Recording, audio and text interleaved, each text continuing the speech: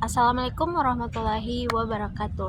Perkenalkan, nama saya Nur Asifa dengan NIM 2461002. Di sini saya akan membahas materi atau memaparkan materi tentang pasar persaingan sempurna. Yang dimana dalam persaingan sempurna ini dapat dilatar belakangi dengan apabila kita mendengar pasar, tentu yang ada di pikiran kita itu adalah banyaknya penjual dan juga pembeli yang ada di tempat tersebut. Sehingga secara sederhana, pasar dapat kita artikan sebagai suatu tempat di mana pembeli dan penjual bertemu untuk melakukan aktivitas jual beli barang maupun jasa.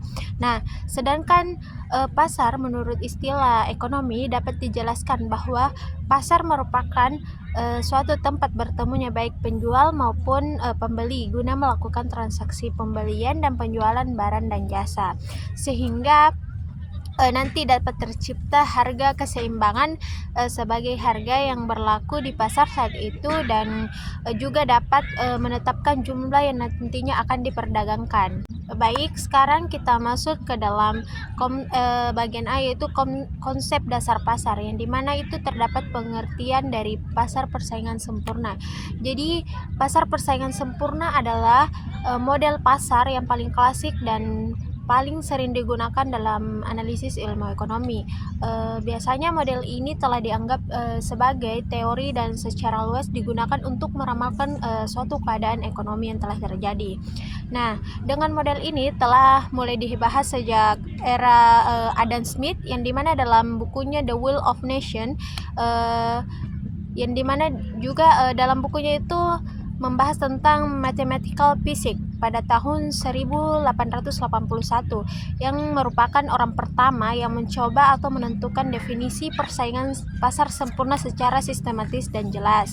Nah, menurut Gregory Mankiw, dalam bukunya mendefinisikan pasar persaingan sempurna itu adalah sebagai berikut, yang dimana pasar persaingan sempurna itu, atau dalam bahasa Inggrisnya itu perfectly complex market, yang dimana adalah suatu pasar yang dimana terdapat banyak sekali pembeli dan penjual, sehingga dapat berpengaruh masing-masing terhadap harga pasar dan dapat diabaikan karena sedemikian kecilnya.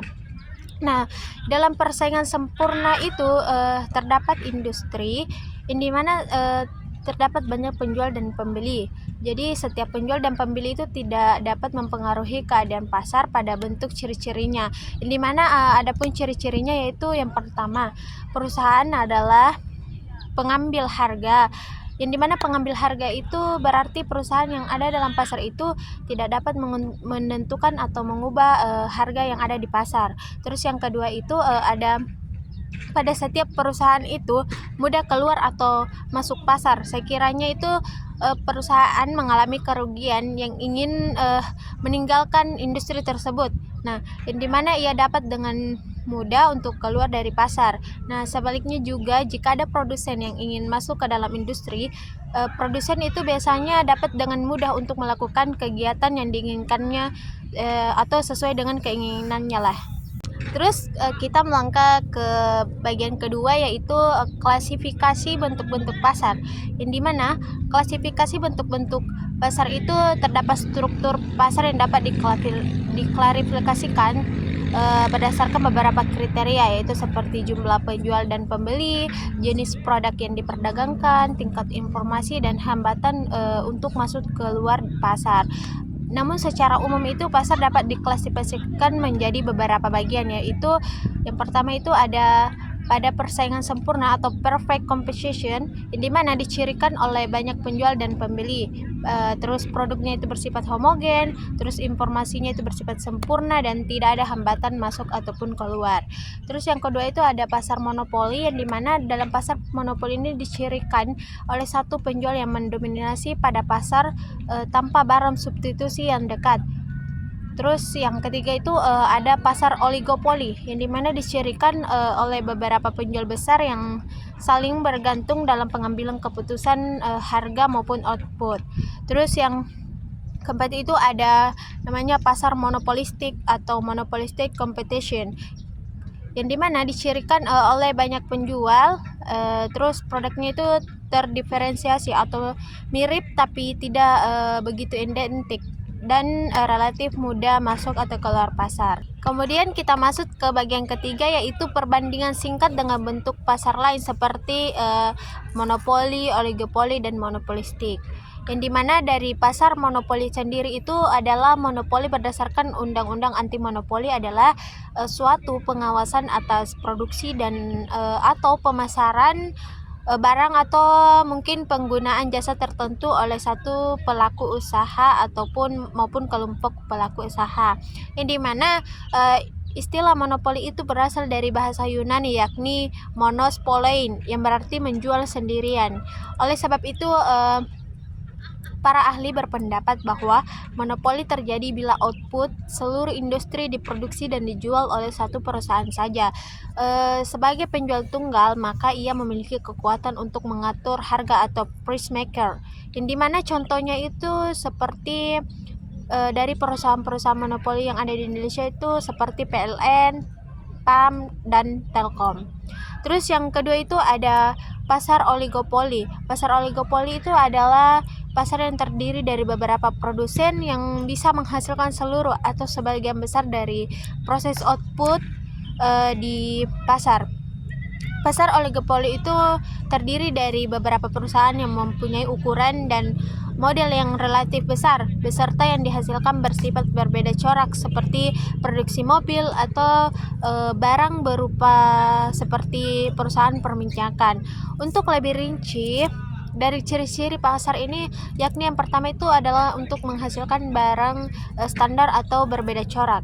Nah, di dalamnya itu pasar oligopoli ini adalah pasar yang bisa menghasilkan barang standar dan ada kalanya dan ada yang bisa menghasilkan barang berbeda corak. Contohnya itu adalah seperti produsen bensin, industri baja, dan industri semen dan lain-lain. Terus kalau dari pasar monopolitis itu adalah pasar yang terstruktur pasar di mana terdapat banyak produsen yang menghasilkan barang-barang yang berbeda corak. Pasar persaingan monopolitis itu adalah pasar yang di mana dasarnya itu adalah pasar yang berada di antara dua jenis pasar yang lebih ekstrim, yaitu seperti persaingan sempurna dan monopoli. Oleh sebab itu dalam pasar ini memiliki sifat yang mengandung unsur-unsur sifat pasar monopoli dan unsur sifat pasar persaingan sempurna. Jadi mereka itu berkesinambungan. Terus dari pasar persaingan monopolitis itu dapat didefinisikan sebagai suatu pasar yang dimana terdapat banyak produsen yang dapat menghasilkan produk yang berbeda corak. Sekarang kita masuk ke bagian kedua, yaitu pengertian dan karakteristik pasar persaingan sempurna. Yang dimana yang pertama itu ada definisi dari pasar sempurna. Jadi pasar sempurna itu merupakan struktur pasar yang paling ideal karena dianggap sistem pasar ini adalah struktur pasar yang akan menjamin terwujudnya kegiatan memproduksi barang atau jasa atau bisa dibilang cukup optimal efisiensinya. Terus dari perekonomian, pasar persaingan sempurna akan tetap dalam praktiknya, yang dimana tidaklah mudah untuk menentukan jenis industri yang terstruktur dalam organisasinya. Dalam pasar persaingan sempurna ini dapat digolongkan yang sebagai mudah, yaitu dengan ciri-ciri sepenuhnya bersamaan dalam teori, yang dimana walaupun pasar persaingan sempurna yang murni ini tidak wujud dalam praktik, tetapi pasar persaingan sempurna ini dapat didefinisikan sebagai struktur pasar atau industri yang dimana terdapat banyak penjual dan pembeli, dan setiap penjual itu ataupun pembeli tidak dapat mempengaruhi keadaan yang ada di pasar. Kemudian kita masuk ke dalam ciri-ciri atau karakteristik utama dalam pasar persaingan sempurna, yang dimana karakteristik atau ciri utamanya itu adalah jumlah penjual dan pembelinya itu yang banyak, yang dimana artinya itu dalam pasar persaingan sempurna itu terdapat banyak penjual dan pembeli. Jadi setiap pelaku pasar yang hanya memiliki kontribusi kecil terhadap total pasokan atau permintaan pasar, sehingga tidak ada satupun dari mereka yang memiliki kekuatan pasar untuk mengaruhi harga. Terus yang kedua itu cirinya itu terdapat produknya itu yang bersifat homogen, yang dimana bersifat homogen ini berarti produk yang ditawarkan oleh berbagai penjual dalam persaingan sempurna ini adalah homogen atau seragam, yang dimana artinya produk-produk ini tidak memiliki perbedaan kualitas, merek, ataupun ciri khas lain yang dapat membedakannya dari satu dengan yang lain. Terus cirinya itu yang ketiga itu terdapat transparansi informasi, yang dimana semua pelaku pasar memiliki akses penuh terhadap informasi harga dan kondisi pasar, tidak ada asimetri atau informasi yang signifikan, sehingga para penjual dan pembeli itu memiliki pengetahuan yang sama tentang pasar. Terus yang keempat itu ada hambatan masuk dan keluar, yang dimana maksudnya itu adalah tidak ada hambatan yang signifikan bagi pelaku ekonomi baru untuk masuk atau keluar dari pasar. Jadi dalam hal ini memungkinkan pesaing baru untuk dengan mudah memasuki pasar dan bersaing dengan penjual yang sudah ada. Terus kelima itu ada mobilitas faktor produksi, yang dimana di sini artinya adalah faktor-faktor produksi seperti tenaga kerja, modal dapat dengan bebas berpindah di antara berbagai industri dan perusahaan dalam pasar persaingan sempurna. Baik, sekarang kita masuk ke dalam mekanisme dengan penentuan harga dan output, yang dimana setiap pasar itu pastinya dengan sangat identik dengan tempat yang dilakukannya kegiatan jual beli atau tempat bertemunya antara penjual dan pembeli, yaitu seperti produsen dan konsumen yang melakukan transaksi jual beli barang dan jasa. Nah, dalam ilmu ekonomi, pasar itu bersifat interaktif, yang dimana pasar adalah pertemuan antara permintaan dan penawaran, seperti rumah tangga dan perusahaan yang berinteraksi pada dua jenis pasar utama, yaitu input dan pasar output. Terus yang pertama itu ada perilaku produsen dan konsumen, yang dimana produsen itu atau perusahaan itu harus membeli sumber daya atau modal tenaga kerja atau bahkan teknologi dan lain di pasar input atau pasar faktor produksi. Nah, terus kemudian perusahaan itu membeli faktor produksi atau input ini dari rumah tangga yang dapat menawarkan input tersebut. Nah, apabila perusahaan menetapkan beberapa banyak yang harus diproduksi, kemudian kita masuk ke bagian kedua, yaitu keseimbangan pasar, yang dimana keseimbangan pasar atau equilibrium adalah jumlah barang yang ditawarkan oleh produsen sama dengan jumlah barang yang diminta oleh konsumen pada suatu tingkat harga tertentu. Misalkan permintaan sama dengan penawaran. Nah, jika harga di bawah harga keseimbangan, terjadi kelebihan permintaan. Nah, di sini akan menyebabkan permintaan itu akan meningkat dan penawaran akan semakin berkurang. Begitupun juga dengan sebaliknya.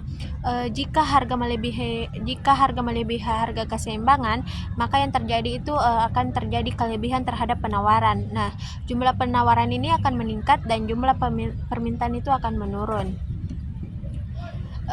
Terus kita masuk ke bagian ketiga, yaitu penentuan harga di pasar persaingan sempurna, yang dimana dari penentuan harga dan output dalam pasar persaingan sempurna itu misalnya sebuah perusahaan memilih untuk berproduksi pada tingkat output, dimana harga sama dengan biaya marginal dengan keadaan produk yang homogen sempurna, sehingga konsumen tidak ada pilihan dan produsen tidak dapat menetapkan harga yang lebih rendah atau tinggi yang dapat mengakibatkan harga atau harga itu tetap sama, dan jumlah produsennya itu yang sangat banyak, sehingga tidak ada produsen yang dapat melakukan tindakan apapun yang dapat mempengaruhi pasar, seperti pada persaingan sempurna, kurva penerimaan rata-rata itu akan berbentuk garis lurus horizontal. Terus bagian keempat itu ada kurva permintaan dan penawaran dalam persaingan sempurna. Nah, di sini terdapat gambar yang dimana tingkat harga dalam pasar persaingan sempurna itu ditentukan oleh permintaan dan penawaran. Jumlah output perusahaan relatif sangat kecil dibanding output pasar, maka berapapun yang dijual perusahaan, harga itu relatif tidak berubah. Nah, permintaan totalnya itu perusahaan sama dengan jumlah output dikali dengan harga jual. Karena ketidakmampuan penjual dan pembeli dalam mempengaruhi harga, maka harga secara otomatis itu telah ditentukan oleh pasar. Nah, Dengan demikian, permintaan rata-rata itu dan penerimaan marginalnya itu adalah sama dengan harga. Dengan demikian dapat digambarkan pada kurva seperti ini. Nah, pada keterangan gambar itu terdapat pada kurva A, industri itu menunjukkan tingkat harga dalam pasar persaingan sempurna yang ditentukan oleh permintaan dan penawaran, yang dimana pada kurva B, perusahaan menunjukkan jumlah output perusahaan relatif yang sangat kecil dibanding dengan output pasar. Nah, maka beberapa pun yang dijual perusahaan, harga akan relatif tidak berubah. Kemudian sekarang kita masuk ke bagian D, yaitu keuntungan dan kerugian pasar pada persaingan sempurna, yang dimana dari kelebihannya itu, yang pertama itu efisiensinya itu bersifat alokatif, yang dimana alokatif ini maksudnya alokasi sumber-sumber daya mencapai efisiensi yang lebih maksimum, seperti harga setiap barang sama dengan biaya marginal untuk memproduksi barang tersebut, yang dimana juga ini berarti untuk setiap kegiatan ekonomi produksi harus terus dilakukan sehingga tercapai keadaan dimana harga atau biaya marginalnya itu, dengan cara ini produksi berbagai macam barang dalam perekonomian itu akan memaksimalkan kesejahteraan masyarakatnya. Terus yang kedua itu ada efisiensi produktif, yang dimana untuk mencapai efisiensi produktifnya maka harus dipenuhi dua syarat, yang dimana syarat pertamanya itu adalah untuk setiap tingkat produksi itu biasanya biaya yang dikeluarkan adalah yang paling minim. Nah, untuk menghasilkan suatu tingkat produksi, berbagai gabungan faktor-faktor produksi yang paling efisien adalah gabungan dalam mengeluarkan biaya yang paling sedikit. Nah, syarat ini harus dipenuhi pada setiap tingkat produksi. Terus yang kedua itu ada kelemahan dari persaingan ini, yang dimana pertama itu ada persaingan tidak dapat mendorong inovasi. Maksudnya itu adalah dalam pasar persaingan sempurna, teknologi dapat dicontoh dengan mudahnya oleh perusahaan lain. Terus yang kedua itu ada persaingan sempurna ada kalanya menimbulkan biaya sosial, yang dimana itu ditinjau dari sudut pandang perusahaan, penggunaan sumber daya mungkin sangat efisien. Terus yang ketiga itu ada membatasi pilihan konsumen, yang dimana karena barang yang dihasilkan perusahaan adalah sama semua, maka konsumen mempunyai pilihan yang terbatas. Terus yang keempat itu ada biaya dalam pasar persaingan sempurna ini mungkin lebih tinggi. Terus yang kelima itu ada distribusi pendapatan tidak selalu rata, yang dimana itu pola permintaannya itu akan menentukan bentuk pengalokasian sumber-sumber. Kemudian kita masuk ke bagian yang ketiga, yaitu analisis kesejahteraan konsumen dan produsen, yang dimana dari kesejahteraan konsumen itu dapat diukur dari surplus konsumen, yang dimana selisih antara harga maksimum yang bersedia dibayar oleh konsumen dan harga pasar. Dan dalam persaingan sempurna, harga pasar rendah itu merupakan harga atau biaya marginal, yang dimana sehingga surplus konsumen maksimal itu kurva permintaan berada di atas harga pasar. Nah, terus yang kedua itu ada kesejahteraan produsen, yang dimana dalam kesejahteraan produsen ini diukur dari surplus produsen, yang dimana selisih antara harga pasar dan biaya minimum itu bersedia diterima produsen dalam jangka waktu yang sangat pendek. Kemudian kita masuk ke bagian E, yaitu perilaku produsen dalam jangka pendek dan jangka panjang. Di sini terdapat kurva jangka pendek dalam persaingan sempurna, yang dimana maksimisasinya keuntungannya itu adalah perusahaan mencapai keuntungan maksimum pada titik di mana MC sama dengan MR pada grafik yang kita lihat ini. Terus yang kedua itu ada jangka panjang persaingan sempurna, gambar kurvanya, yang dimana di jangka panjang ini proses masuk dan keluarnya itu perusahaan akan menyebabkan harga pasar sama dengan biaya rata-rata jangka panjang minimum, yang dimana pada titik ini perusahaan hanya akan mendapatkan laba normal. Kemudian kita masuk ke bagian kedua, itu keputusan produksi dalam jangka pendek, yang dimana dalam setiap perusahaan itu dalam pasar persaingan sempurna itu harus bisa menentukan apakah akan memproduksi atau tidak. Nah, dan berapa banyak yang harus diproduksi, dengan tujuannya itu untuk memaksimalkan keuntungan atau meminimalkan kerugian.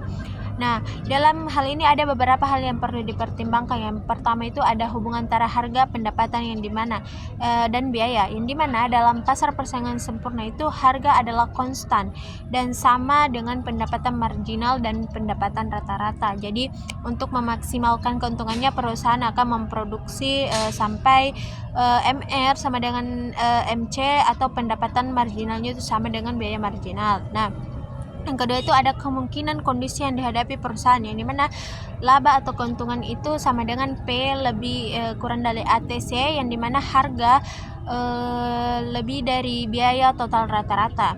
Nah, terus kemudian itu ada impasse break even, yang dimana P sama dengan ATC. Terus rugi tetapi tetap diproduksi itu dengan rumus visi sama lebih kurang dari P kurang dari ATC, yang dimana juga ada bagian tutup sementara atau shutdown, yang dimana dituliskan P kurang dari AVC.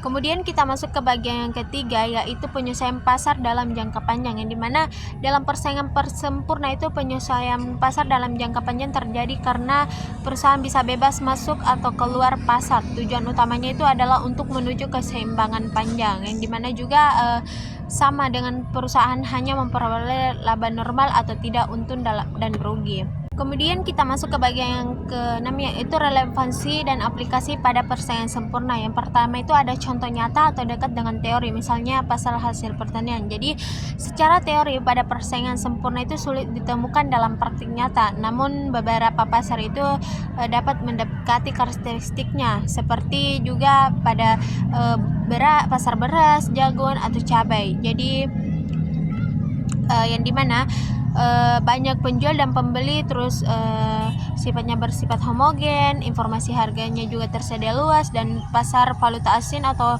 forex ini meskipun lebih kompleks, harga terbentuk dari kekuatan penawaran atau permintaan secara global dengan banyak pelaku pasar. Terus yang kedua itu ada poin keterbatasan dalam praktik, yang dimana pada persaingan sempurna itu sulit diterapkan secara murni karena terdapat produk yang seringkali mungkin tidak benar homogen. Terus ada informasi yang tidak sempurna atau pembeli tidak selalu tahu tentang harga yang paling terbaik. Terus ada hambatan masuk dan keluar seperti modal, perizinan atau teknologi. Terus ada juga beberapa perusahaan yang bisa memiliki kekuatan pasar atau market power, yang dimana itu akibatnya banyak pasar di dunia nyata yang lebih mirip dengan pasar persaingan seperti monopolistik dan oligopoli. Terus yang ketiga itu ada implikasi dalam kebijakan ekonomi, yang dimana yang pertama itu ada menjadi acuan efisiensi, yang dimana pemerintah itu juga bisa menilai seberapa efisien suatu pasar dengan membandingkannya dengan kondisi ideal. Terus ada mendorong persaingan sehat, yang dimana di sini membahas regulasi anti monopoli dibuat agar tidak ada pelaku yang dominan. Terus ada kebijakan subsidi atau pajak, yang dimana dapat dirancang untuk mendekatkan struktur pasar ke arah persaingan lebih sempurna. Terus ada pengaturan harga dasar, misalnya di sektor pertanian, pemerintah kadang ikut campur untuk menjaga stabilitas harga bagi produsen kecil. Baik, kita masuk ke bagian terakhir itu kesimpulan. Jadi pasar persaingan sempurna adalah model ideal dalam ekonomi yang dapat menggambarkan kondisi pasar di mana banyak penjual dan pembeli menjual produk homogen dengan informasi yang lebih sempurna dan tanpa ada hambatan yang masuk atau keluar pasar. Nah, dalam jangka pendek perusahaan bisa untung atau rugi, tetapi dalam jangka panjang semua perusahaan hanya mendapatkan laba normal. Nah, dalam model ini menjadi tolak ukur dalam efisiensi karena harga selalu mencerminkan biaya marginal sehingga alokasi sumber daya menjadi optimal. Meskipun sulit diterapkan secara murni di dunia nyata, pasar persaingan sempurna tetap relevan sebagai acuan dalam merancang kegiatan kebijakan ekonomi yang dapat mendorong persaingan sehat dan melindungi kepentingan konsumen. Nah, saran dari materi ini adalah sebagai mahasiswa penting untuk memahami pasar persaingan sempurna, tidak hanya dari sisi rumus tetapi juga dari logika dan prinsip dasarnya. Cobalah untuk membayangkan situasi nyata seperti pasar tradisional atau pasar hasil pertanian untuk membantu menghubungkan teori dengan praktik. Baik, itulah tadi hasil paparan dari materi saya tentang pasar persaingan sempurna. Lebih dan kurangnya mohon dimaafkan. Wabillahi taufiq wal hidayah. Wassalamualaikum warahmatullahi wabarakatuh.